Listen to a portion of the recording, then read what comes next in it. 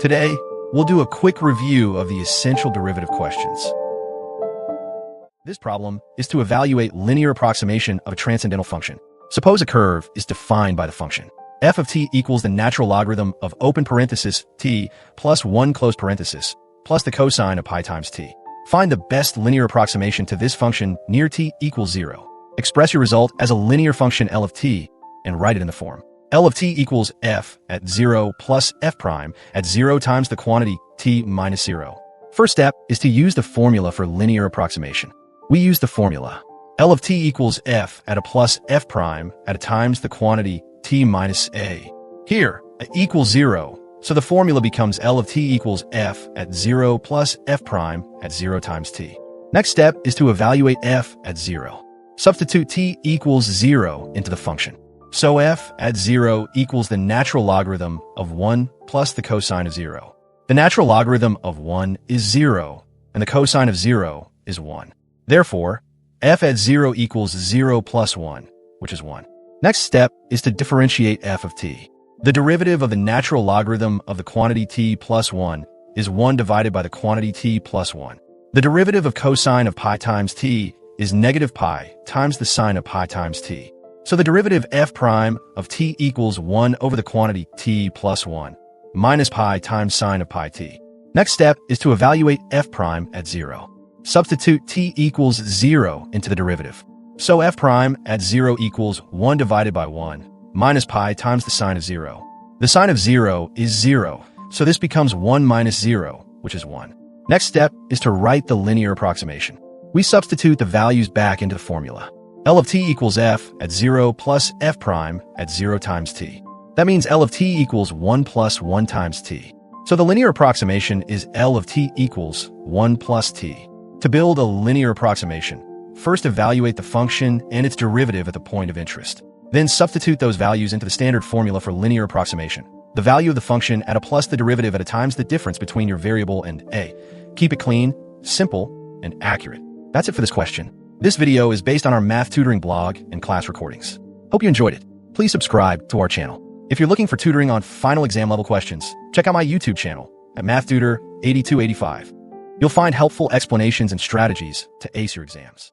This question is to find the highest and lowest values that the function g of x equals negative 2x squared plus 4x plus 1 reaches over the closed interval from 0 to 3.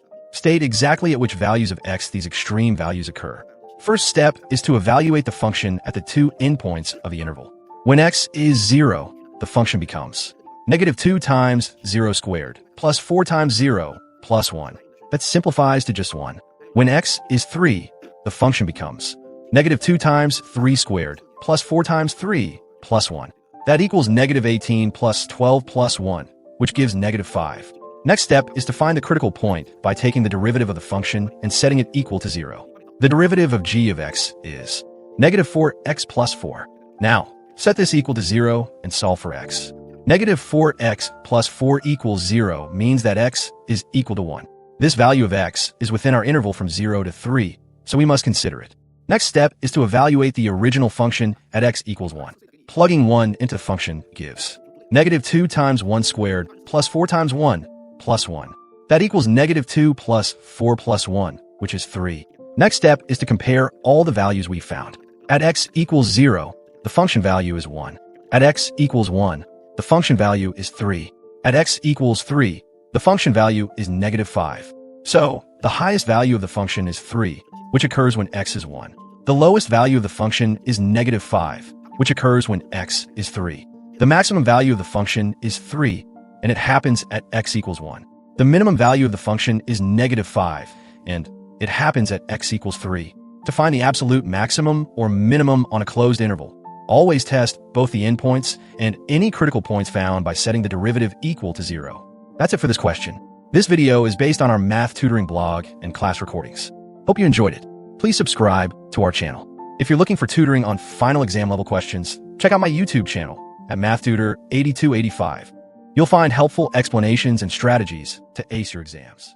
This question is to analyze absolute value functions for extrema and inflection. Let the function f of x be defined as the absolute value of x times the quantity 1 minus x. Determine which of the following 4 statements is true. First step is to understand the type of function we are working with.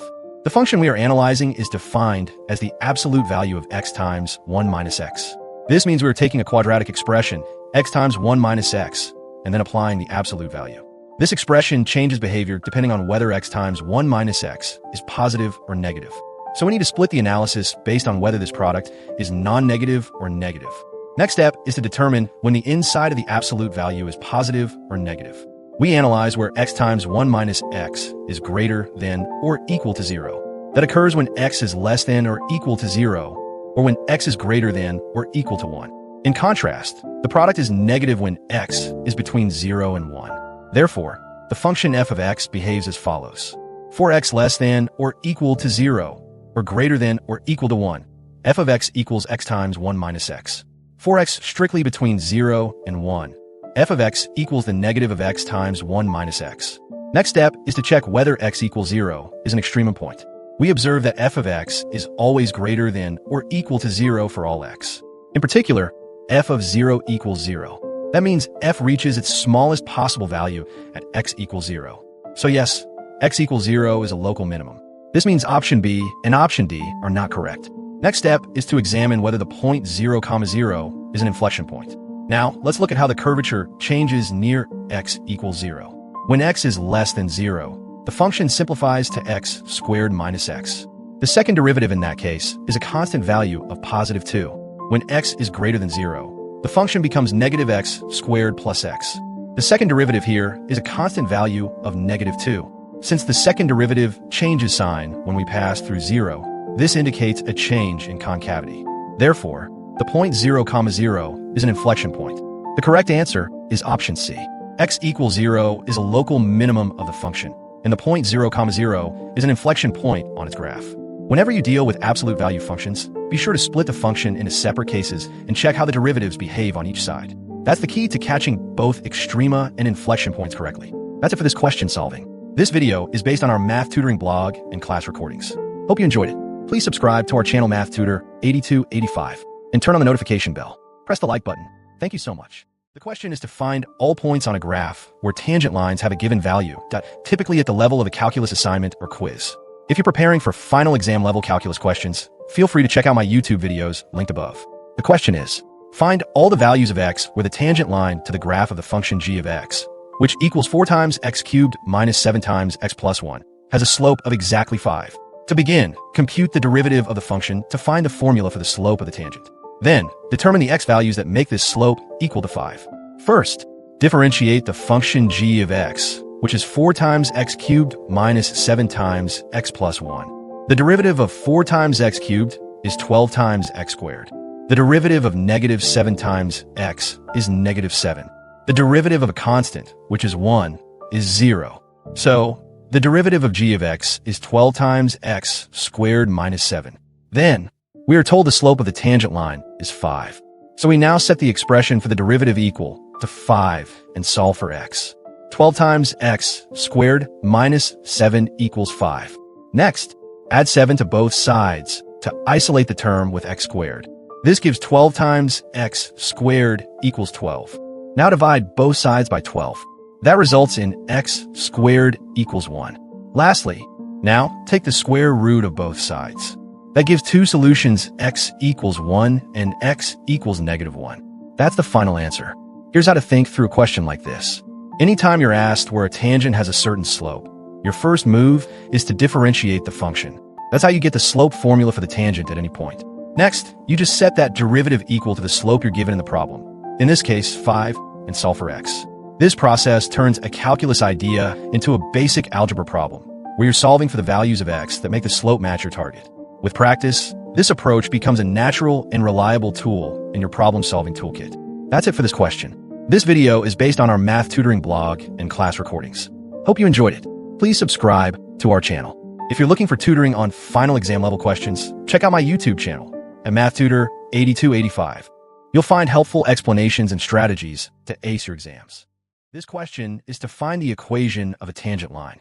At the point where x equals 0, a curve defined by the function y equals 3x squared touches a straight line. Determine the equation of the tangent line to the curve at this point. Express your answer in slope-intercept form. We're given the function y equals 3x squared, and the point of interest is x equals 0. First, we need to evaluate the y value of the curve at x equals 0. Substitute x equals 0 into the function 3x squared. 3 times 0 squared gives 0. So the point on the curve is the origin, which is the point with coordinates 0, 0. Secondly, find the slope of the tangent line by taking the derivative of the function. The derivative of 3x squared is 6x. Then we will find the value of the derivative at x equals 0. Substitute x equals 0 into 6x. 6 times 0 is 0. So the slope of the tangent line at that point is 0. The last step is to use the point-slope form of a line to write the equation of the tangent. The general form is y minus y naught equals m times the quantity x minus x naught, where m is the slope and x naught comma y naught is the point on the curve. In this case, m is 0 and the point is 0, 0. So we have y minus 0 equals 0 times the quantity x minus 0. This simplifies to y equals 0. Final answer is, the equation of the tangent line is y equals 0. Here's a helpful way to approach problems like this. First, find a value of the function at the given x. Next, take the derivative to get the slope of the tangent line. Then, evaluate that derivative at the same x value. Finally, use the slope and the point you found to write the equation of the line. If the slope comes out to be 0, that means your tangent is a horizontal line. And in this example, since the point is 0, 0, and the slope is 0, the tangent line lies flat along the x-axis, so the equation is simply y equals 0. Keep this method in mind. It's a reliable process that works for any smooth curve.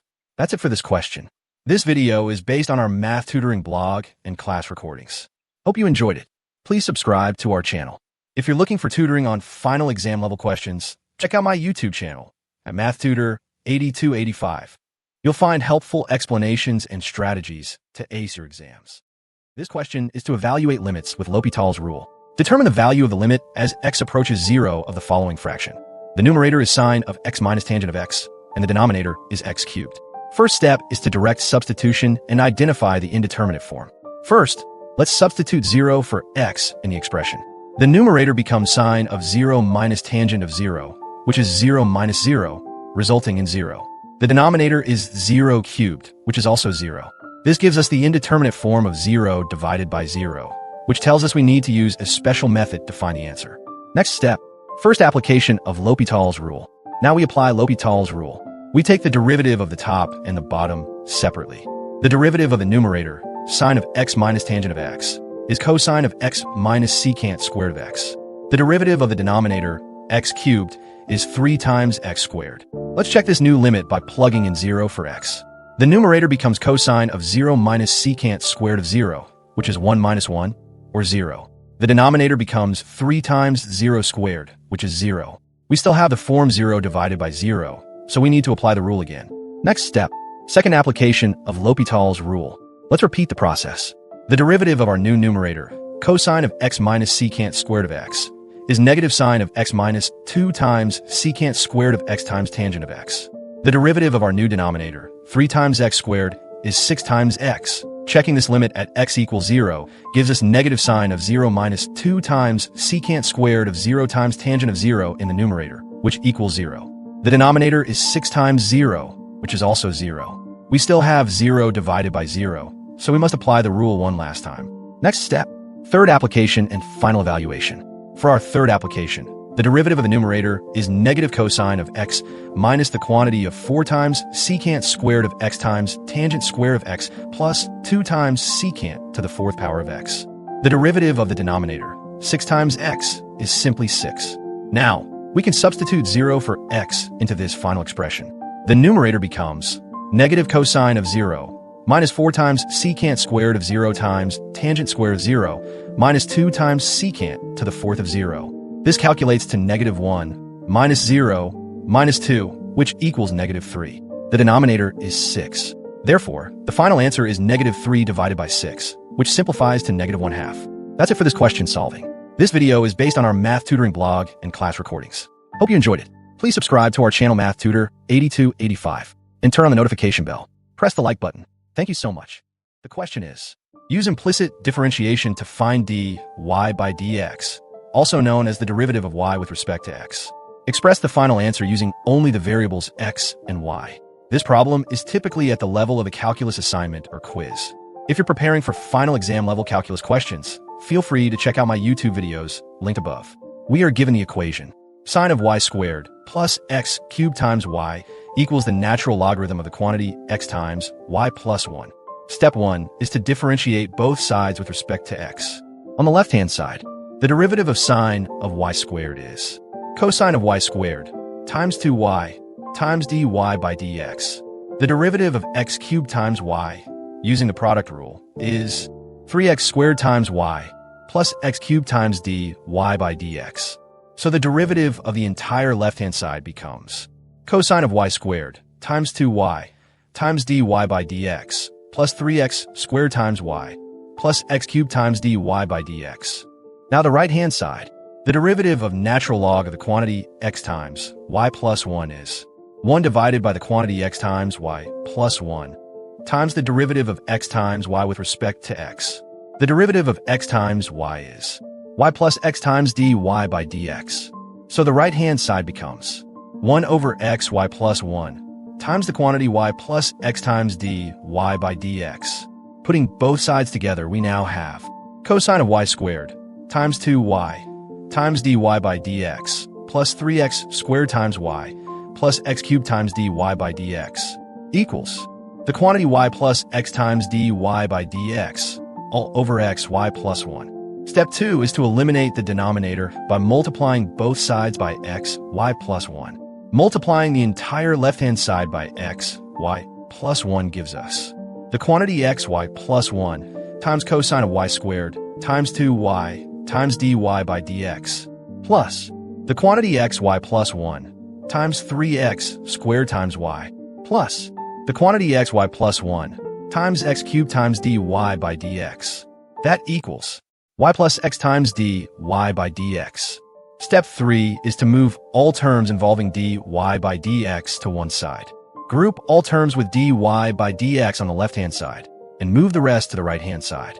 We get the quantity x, y plus 1 times 2 y times cosine of y squared plus x cubed, all multiplied by dy by dx, minus x times dy by dx equals y minus 3x squared times y times the quantity x, y plus 1. Step 4 is to factor out dy by dx and solve. On the left-hand side, factor out dy by dx from all terms. This gives dy by dx times the entire expression, the quantity x, y plus 1, times the sum of 2 y times cosine of y squared and x cubed, minus x. The right-hand side remains y minus 3x squared times y times the quantity x, y plus 1. Finally, solve for dy by dx by dividing both sides. dy by dx equals the quantity y minus 3x squared times y times xy plus 1 divided by the quantity xy plus 1 times the sum of 2 y times cosine of y squared and x cubed minus x. Let me summarize the key strategies you should use for problems like this. Implicit differentiation means you're treating y as a function of x, even if you don't know the formula for y. So, every time you differentiate a term involving y, remember to multiply by dy by dx because of the chain rule. For products like x cubed times y or x times y, always use the product rule. Differentiate one part at a time and keep the other part intact. When you get to the derivative of a natural log or sine function, slow down and apply the chain rule carefully. Look inside the function and differentiate what's in there, then multiply by the derivative of the outer function. Once you've differentiated both sides, your goal is to gather all the dy by dx terms on one side of the equation and everything else on the other side. Then factor out dy by dx and divide to solve. And finally, don't try to simplify every term to perfection unless asked. Just make sure your answer is correctly structured and clearly shows how dy by dx depends on x and y. That's it for this question. This video is based on our math tutoring blog and class recordings. Hope you enjoyed it. Please subscribe to our channel. If you're looking for tutoring on final exam level questions, check out my YouTube channel at MathTutor 8285. You'll find helpful explanations and strategies to ace your exams. The question is to find local minimums and maximums of a square root function by using derivatives and critical points to identify extrema coordinates. Typically, this problem is at the level of a calculus assignment or quiz. If you're preparing for final exam level calculus questions, feel free to check out my YouTube videos linked above. You're given a function named g of x, which equals x minus 10 times the square root of x. Our task is to identify all local maximum or local minimum points for this function. Please state the coordinates of any local extrema and explain your answer using calculus reasoning. We begin with the function g of x equals x minus 10 times the square root of x. Let's rewrite it for easier differentiation. That becomes x minus 10 times x raised to the 1/2 power. First, we'll find the derivative of g of x. The derivative of x is 1. The derivative of 10 times x to the 1/2 is 10 times 1/2 times x to the negative 1/2. That simplifies to 5 divided by the square root of x. So, the derivative of g of x becomes 1 minus 5 over the square root of x. Now, let's write that in a single fraction. That gives you s, the square root of x minus 5, all over the square root of x. Next, we find critical points. To do that, we set the derivative equal to 0. That means the numerator, which is the square root of x minus 5, must be 0. Solving that gives us square root of x equals 5. So, x equals 25. We also need to check where the derivative is undefined. That happens when the denominator, which is the square root of x, equals 0. So x equals 0 is another critical point. Now we have two values to consider, x equals 0 and x equals 25. Next step, test values on each side of x equals 25 to see where the function is increasing or decreasing. Pick a number less than 25. Let's say x equals 1. Then the derivative becomes 1 minus 5 over the square root of 1, which is 1 minus 5. That gives negative 4. Since the derivative is negative, the function is decreasing before x equals 25. Now, pick a number greater than 25. Let's try x equals 36. The derivative becomes 1 minus 5 over the square root of 36. That's 1 minus 5 over 6, which is a positive number. So the function is increasing after x equals 25. Therefore, the function is decreasing before 25 and increasing after. That means the function reaches a local minimum at x equals 25. To find the y value of this minimum point, plug x equals 25 back into the original function. That gives 25 minus 10 times the square root of 25. The square root of 25 is 5. So that's 25 minus 50, which equals negative 25. Final answer is, there is no local maximum. There is a local minimum at the point where x is 25 and y is negative 25. Here's how you should think about problems like this. Whenever you're looking for local minimums or maximums, your first move is to take the derivative because it tells you how the function changes. Then you set that derivative equal to 0 or c where it's undefined. Those are your critical points. Next, you test values on either side of the critical point. If the function goes from decreasing to increasing, you found a minimum. If it goes from increasing to decreasing, that's a maximum. Finally, always plug the x value back into the original function to find the actual coordinate of the extremum. The question is, that's it for this question. This video is based on our math tutoring blog and class recordings. Hope you enjoyed it. Please subscribe to our channel. If you're looking for tutoring on final exam level questions, check out my YouTube channel at MathTutor8285. You'll find helpful explanations and strategies to ace your exams. This new question examines a piecewise function to determine its local maximum and minimum points. Let the function f of x be defined as follows. For values of x greater than 0, f of x is equal to x raised to the power of 2 times x. For values of x less than or equal to 0, f of x equals x plus 2. Determine all local maximum and minimum points of this function. First step is to check differentiability. We first check if the function is differentiable at the point where it changes definition, which is at x equals 0. To the left of 0, the derivative of f is 1. To the right of 0, the derivative becomes x to the power 2x multiplied by the quantity 2 times the natural logarithm of x plus 2. But since the natural logarithm of 0 is undefined, this right-hand derivative does not exist at 0. So, the function is not differentiable at x equals 0. Still, it might have a maximum or minimum at that point, so we keep going. Next step is to find critical points when x is greater than 0. Now, we analyze the part where x is greater than 0. There, the derivative of f is x to the power 2x times the quantity 2 times the natural logarithm of x plus 2. We set this derivative equal to 0 to find any stationary or turning points. Since x to the power 2x is always positive when x is greater than 0, the whole expression is 0 exactly when the term in parentheses, 2 times the natural logarithm of x plus 2 equals 0. that gives us the natural logarithm of x equals -1. Solving that, we find x equals the reciprocal of e, that is, e to the power of -1. Next step is to use the second derivative test. Now, we compute the second derivative to check the nature of the turning point we just found. The second derivative of f includes two parts. First, x to the power 2x multiplied by the square of the quantity 2 times the natural logarithm of x plus 2. Second, 2 times x to the power of the quantity 2x minus 1. Both parts are positive at x equals e to the -1. So, the second derivative at this point is greater than 0, which means the function has a local minimum there. The value of the function at this point is e raised to the power of -2 times e to the -1. Next step is to analyze behavior around 0. Now we go back to check the behavior at x equals 0, since it may still be an extreme point. To the left of 0, the derivative is 1, which means the function is increasing. To the right of 0, the derivative is negative, because x to the power 2x is positive, and the quantity 2 times the natural logarithm of x plus 2 becomes negative when x is close to 0. So, the function is increasing on the left and decreasing on the right. That's a peak. Therefore, f has a local maximum at x equals 0. The value of the function at 0 is 0 plus 2, which is 2. Final answer is, the function has a local minimum at x equals e to the -1. The value there is e to the -2 times e to the -1. The function also has a local maximum at x equals 0. The value there is 2. This new question is to find the differential dy in terms of dx for an implicitly defined function. Suppose that the variable y is implicitly defined as a function of x by the equation x equals y raised to the power of y. Find an explicit expression for the differential dy in terms of dx. First step is to take logarithms on both sides. To simplify the expression where y is both the base and the exponent, we take the natural logarithm of both sides. This gives the natural log of x is equal to y multiplied by the natural log of y. This is a standard trick called logarithmic differentiation, especially useful when the variable is in both the base and the exponent. Next step is to differentiate both sides with respect to x. Now, differentiate both sides of the equation with respect to x. The derivative of the natural log of x is 1 divided by x. On the other side, we need to differentiate the product of y and the natural log of y.